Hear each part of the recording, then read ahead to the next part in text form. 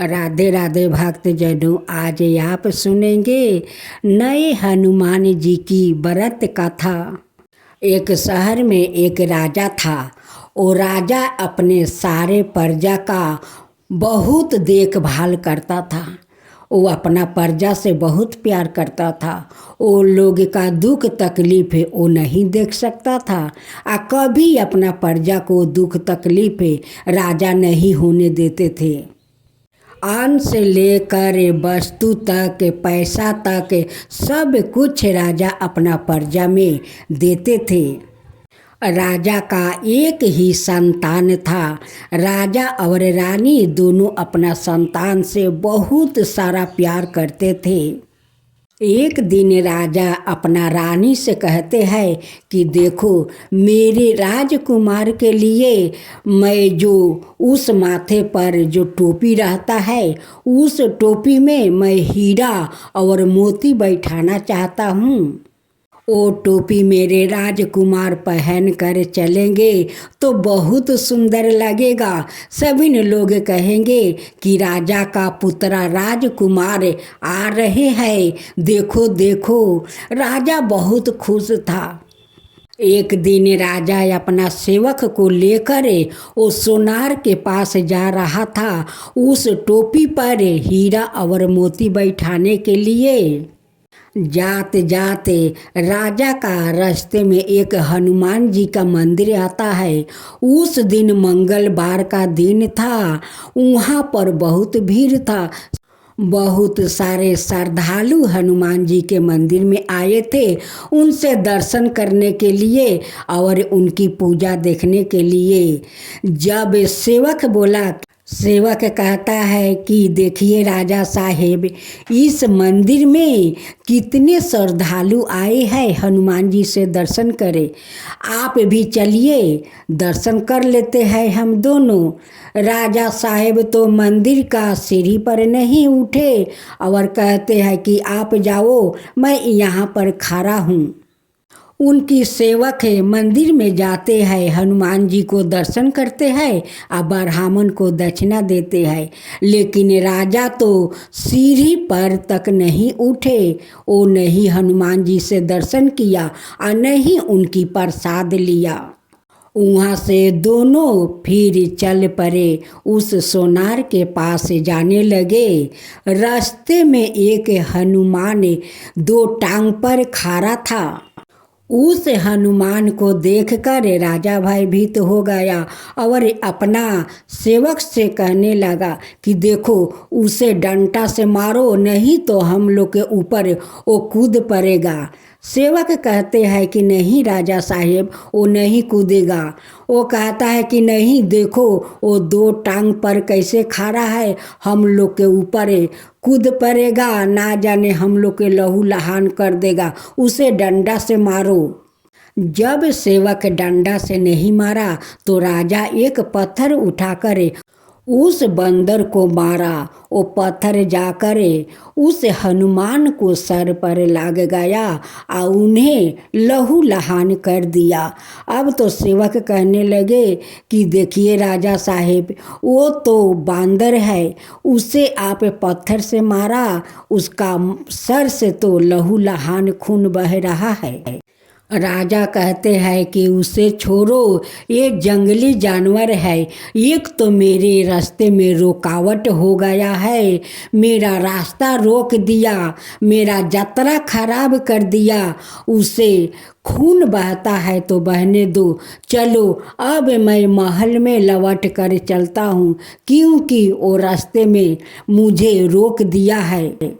कहीं मैं आगे बढ़ा तो कोई खतरा अगर हो गया तो मैं क्या करूँगा। चलो महल लौट चलते हैं, दूसरा दिन हम लोग सोनार के पास चलेंगे। इधर तो हनुमान का सर से खून बह रहा था और उधर राजा का एकलौता राजकुमार का मृत्यु हो गया। घर में रोना पीटना पड़ गया। बहुत सारे लोग से भरा हुआ महल था। जब राजा महल लौट कर जाते हैं, देखते हैं कि उनकी महल में इतना सारा भीड़ है, यहाँ तो रोना पीटना पड़ा है। क्या हुआ जब राजा जाकर भीतर देखते हैं कि उनकी पुत्रा का मृत्यु हो गई है। रानी रोते रोते बेहोश हो गई है। अब तो राजा रोने पीटने लगा कि ये क्या हो गया, मेरे राजकुमार का क्या हो गया। मैं तो टोपी पर हीरा मोती बैठाने जा रहा था, ये मेरा राजकुमार को क्या हो गया। सेवक समझ जाता है कि हनुमान जी को मंदिर सामने आए हुए इतना श्रद्धालु का भीड़ था, सभी लोग दर्शन करने आए थे, लेकिन राजा तो सीढ़ी पर तक नहीं उठा और नहीं हनुमान जी से दर्शन किया। और तो हनुमान जी का पत्थर मार कर खून बहा दिया। यही कारण है कि राजकुमार का मृत्यु हुआ है। ये हनुमान जी का ही प्रकोप है। लेकिन सेवक फिर सोच रहे थे कि अगर ये बात मैं राजा से कहूँ तो राजा शायद नहीं मानेंगे, इसलिए सेवक ये बात राजा को नहीं बताया कि ये सब आपके ही कारण हुआ है। लेकिन हनुमान जी से तो कुछ भी नहीं छुपा है, वो तो सभी को रक्षा करते हैं, सभी को संकट से बचाते हैं। हनुमान जी साधु भेष में राजा का महल पहुंच जाते हैं और उस सेवक से पूछते हैं कि यहाँ पर क्या हुआ है कि इतना भीड़ इस महल में है। वो कहते हैं कि नहीं महात्मा जी, मुझे पता नहीं है, अचानक राजकुमार का मृत्यु कैसे हो गया, उनकी मृत्यु के कारण इतना इस महल में भीड़ है, इधर रानी भी बेहोश हो गई है। भेष रूपी हनुमान जी राजा के पास जाते हैं और कहते हैं कि राजन क्या हुआ, क्यों हुआ। राजा कहते हैं कि महात्मा जी, मुझे पता नहीं है कि ये सब कैसे हो गया, मेरा तो एक ही पुत्र था, उसका मृत्यु हो गया, मैं कैसे जीऊँगा, मैं कैसे रहूँगा, यही तो मेरा हिम्मत था, यही तो मेरा सब कुछ था, वो भी मुझसे छीन गया है महात्मा जी। भेष रूपी हनुमान जी कहते हैं कि आपसे जरूर कोई भूल हुआ होगा, उसी के कारण ये सब हुआ है। हनुमान जी तो सभी को मन के बात भी जान लेते हैं। हनुमान जी तो उस सेवक को बात का जान लिया था कि वो तो सब कुछ समझ गया, लेकिन राजा नहीं समझा। उस महात्मा जी कहते हैं कि राजन, आप कहीं अपना पुत्र के टोपी पर हीरा मोती बैठाने जा रहे थे। रास्ते में हनुमान जी का मंदिर था। उस दिन मंगलवार का दिन था। सभी श्रद्धालु दर्शन करने आए थे, पूजा करने आए थे, लेकिन आप सीढ़ी पर नहीं उठे। और तो और एक हनुमान को आप पत्थर मारकर सिर फटा दिया, उसका लहू लहान खून बहा दिया, लेकिन हनुमान को पास नहीं गया। उसी के कारण ये सब आपके साथ हुआ है। राजा कहते हैं कि महात्मा जी, आपका ये सब कैसे पता है। महात्मा जी कहते हैं कि मैं तो सब कुछ जानता हूँ, क्या नहीं जानता हूँ, सब कुछ जानता हूँ। महात्मा जी कहते हैं कि जाओ, उस मंदिर में जाओ, हनुमान के सामने माथा टेको, वहाँ पर से प्रसाद लाओ और जिस हनुमान का सर फाटा कर लहू लहान किया है, उस बंदर उसी रास्ते पर मिलेगा। उस बंदर को लाओ और उसे लिया कर सेवा करो और उस प्रसाद को घर लिया कर अपना मृत्यु के पुत्रा के मुख में डाल दो। ये बात जब राजा सुना तो वो पहचान गया कि ये तो साक्षात हनुमान जी है, ये महात्मा के भेष में आए हुए हैं। अब तो राजा जाकर उनकी चरणों में गिर पड़ते हैं और कहते हैं कि मैं पहचान गया, आप कोई संत नहीं है, आप तो साक्षात हनुमान जी है। हनुमान जी है तो आप मुझे दर्शन दीजिए, भगवान दर्शन दीजिए। हनुमान अपना दर्शन देते हैं और उस राजा को माथे पर हाथ रख कर आशीर्वाद देते हैं। राजा दौड़े दौड़े वहाँ जाता है जहाँ हनुमान को सिर पर पत्थर मारा था, वहीं पर हनुमान था। वहाँ से हनुमान जी को ले आते हैं, फिर उनकी मंदिर जाते हैं, वहाँ से प्रसाद ले आते हैं और उस प्रसाद को लिया कर अपना मृतक पुत्रा के मुख में डाल देते हैं। वो पुत्रा श्री राम राम के नाम लेकर उठ कर बैठ जाता है। राजा अपना पुत्र को जीवित देखकर वो बहुत आश्चर्य हो जाते हैं कि इस प्रसाद के कारण आज मेरे पुत्र का मृत्यु हुआ था।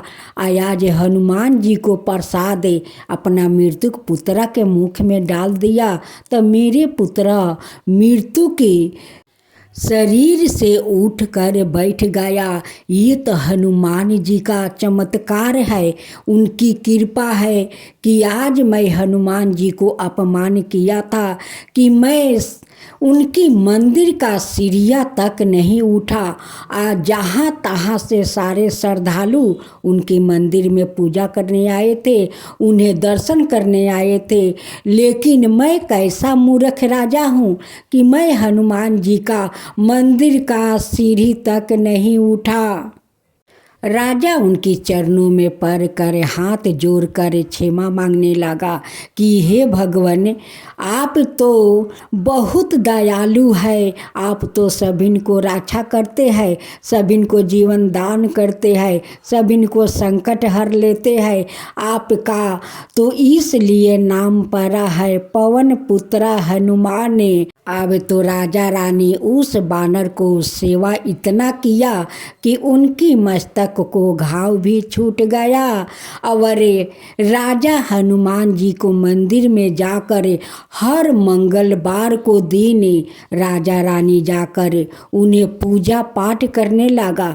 वहाँ जितने श्रद्धालु आए थे उन्हें सभी को दान पुण्य करने लगा। और सभी ने अपना प्रजा से कहने लगा कि देखो, तुम सब हनुमान का मंदिर जाओ, उन्हें पूजा करो, उनकी दर्शन करो, वहाँ पर ब्राह्मण देव को दान दक्षिणा दो, इससे सभी को भला होगा।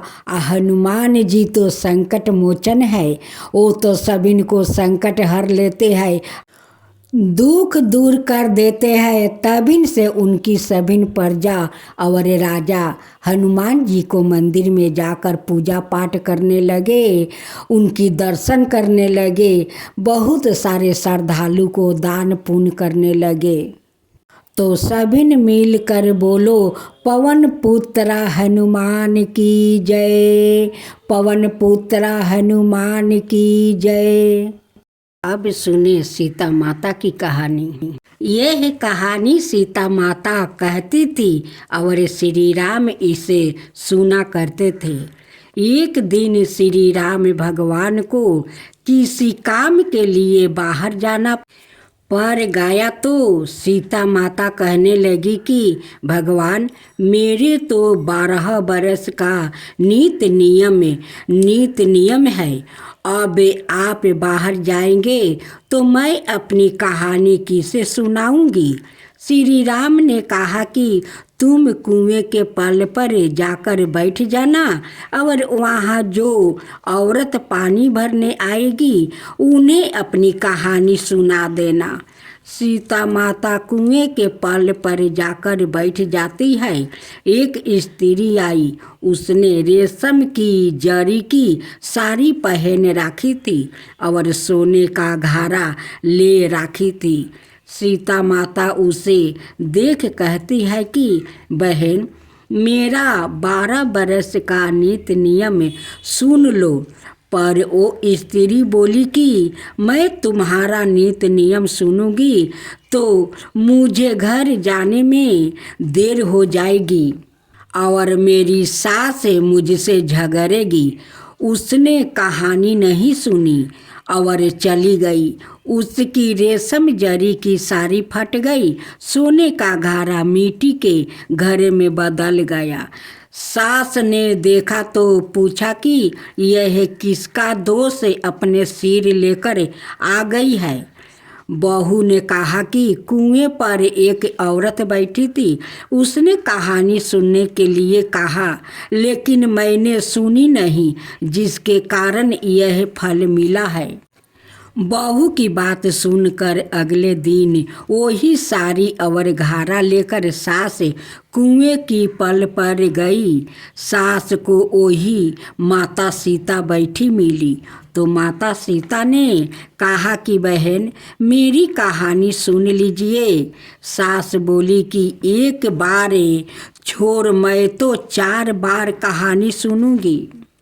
राम आए लक्ष्मण आए, देश के पुजेरी आए, नीति नियम का नियम लाए, आओ राम बैठो राम, तपी रसोई जियो राम, माखन मिश्री खाओ राम, दूध बतासा पियो राम, सुत के पल का पोढ़ो राम, साला दुसाला पोढ़ो राम, साला दुसाला ओढ़ो राम।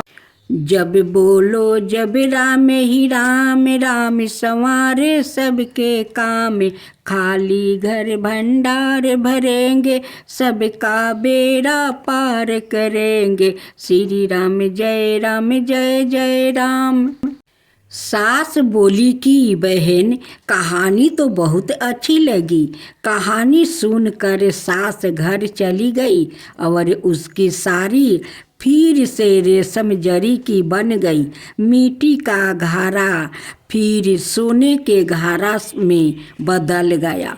बहू कहने लगी, सासू माँ, आपने यह सब कैसे किया? सास ने कहा कि बहू, तू दोष लगा के आई थी और मैं अब दोष उतार कर आ रही हूँ। बहू ने फिर पूछा कि वो कुएं वाली स्त्री कौन है? सास बोली कि वो सीता माता थी। वो पुराने से नया कर देती है, खाली घर में भंडारे भर देती है। वो लक्ष्मी जी का वास घर में कर देती है।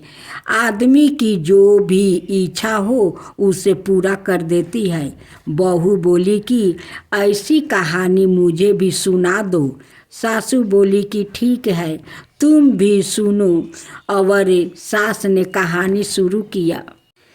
राम आए लक्ष्मण आए, देश के पुजेरी आए, नीति नियम का नियम लाए, आओ राम बैठो राम, तपी रसोई जियो राम, माखन मिश्री खाओ राम, दूध बतासा पियो राम, सुत के पल का पोढ़ो राम, साला दुसाला पोढ़ो राम, साला दुसाला ओढ़ो राम। जब बोलो जब राम ही राम, राम संवारे सबके काम, खाली घर भंडार भरेंगे, सबका बेड़ा पार करेंगे, श्री राम जय जय राम। कहानी सुनकर बहू बोली कि कहानी तो बहुत अच्छी है। सास ने कहा कि ठीक है, इस कहानी को रोज कहा करेंगे। अब सास बहू रोज सवेरे उठती, नहाती धोआती और पूजा करने के बाद नित्य नियम कि सीता की कहानी कहती। एक दिन उसके यहाँ एक पड़ोसिन की औरत आई और बोली कि बहन, जरा से आँच देना तो। वो बोली कि आँच तो अभी हमने जलाई ही नहीं। पड़ोसिन ने कहा कि तुम तो सुबह 4 बजे से उठकर क्या कर रही हो? फिर उन्होंने कहा कि सुबह उठकर हम पूजा करते हैं, फिर सीता माता की नित्य नियम की कहानी कहते हैं। पड़ोसिन कहती है कि बहन, ऐसी कहानी तो मुझे भी सुना दो। फिर वो बोली कि ठीक है, तुम भी यह कहानी सुन लो। राम आए लक्ष्मण आए, देश के पुजेरी आए, नीति नियम का नियम लाए, आओ राम बैठो राम, सारी कहानी सुनने के बाद पड़ोसिन कहने लगी, बहन कहानी तो मुझे बहुत अच्छी लगी। अब वो पड़ोसिन भी नित नियम में सीता माता की कहानी कहने लगी। कहानी कहने से सीता माता ने पड़ोसिन के भी भंडार भर दिया। अब तो पूरे मोहल्लों में नित नियम की कथा चल पड़ी। हर किसी की मनोकामना पूरी होने लगी। हे सीता माता, जैसे आपने उनके भंडार भरे वैसे ही आप हमारे भी भंडार भरना, कहानी सुनने वाले के भी और कहानी कहने वाले के भी। हनुमान लला की दुष्ट दलन रघुनाथ कला की, आरती की जो हनुमान लला की, दुष्ट दलन रघुनाथ कला की। जाके बलि से गिरबर कापे, रोगे सोगे जाके निकट ना झाके। अंजनी पुत्र महाबलदाई, संतन के प्रभु सादा सहाई। आरती की जो हनुमान लला की, आरती की जो हनुमान लला की। देवीरा रघुनाथ पेठाए, लंका जरी सिया सुधिलाए। लंका सुकोट समुंदर सिखाई, लंका सुकोट समुंदर सिखाई। जात पवन सुता बरन लाई, आरती की जो हनुमान लला की, आरती की जो हनुमान लला की।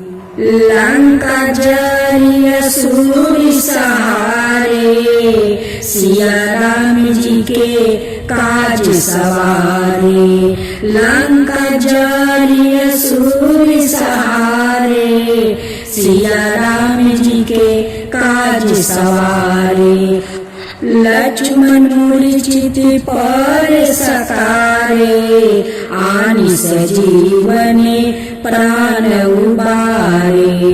लक्ष्मण मूर्छित पर सकारे, आनि सजीवने प्राण उबारे।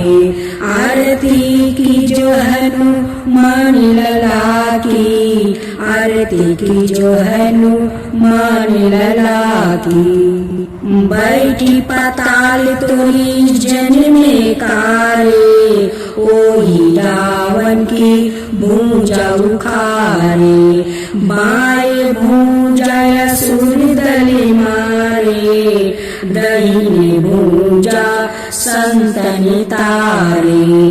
आरती की जो हनुमान लला की, आरती की जो हनुमान लला की।